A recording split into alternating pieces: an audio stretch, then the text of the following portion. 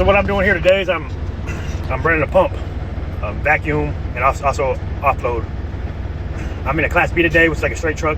Generally, I'm in a Class A or 18-wheeler. You have the valves on both sides. It's better to run the offload from the left side, but I was having an issue with it. It's actually my first time using this truck, but I generally know what I'm doing. I've done it long enough. At any rate, I got my drill, I got my hoses, I'm attached to the bag. You have to make sure everything is secure. It's really important to have a string with one of these hoses because they are heavy. When I first started driving, I didn't have a string, and so it was difficult. You get up here, you have an S-pipe. Again, I didn't have an S-pipe when I first started doing this job.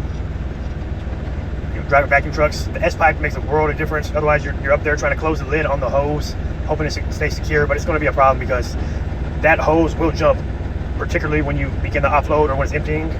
Nonetheless, here I am pulling in the hose. It is quite heavy, so you want to have a good, sturdy rope. I'm getting this open. You have to always check the levels. You have a gauge stick. Nonetheless, I'm setting up my S-pipe.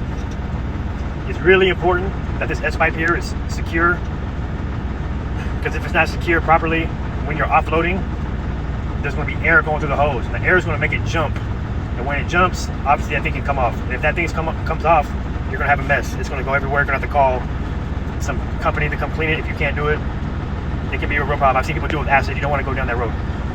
At any rate, here I am hooking it up.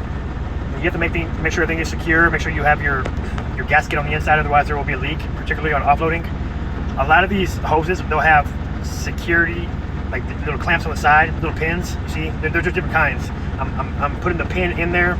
That way, when the hose does jump, it's not going to come off, because they can come off when the S-pipe can come off, or the hose can come disattached, because those dog ears, they call them dog ears, when you close them down, they can't get loose. Nonetheless, I know that I'm all hooked up straight. Everything is secure. I'm going to make my way back down to turn on this truck. We get in here, we have what's called a PTO. PTO is what's going to start the pump.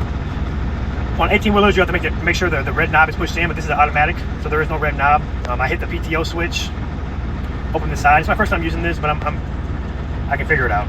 My truck is a little different. Turns it on, cranks up. One side is going to be pressure, one side is going to be vacuum. I get back up in here, I look at this right here, got it cranked up. Now I can hear it going, I know I'm good to go. On the side here, you'll know if it's pressure or vacuum because there's an air. When it's pressure, it's pulling, and when it's vacuum, it's pushing. Now I know I'm hooked up here. Bam. You can see the hose shoot. That means I'm good to go.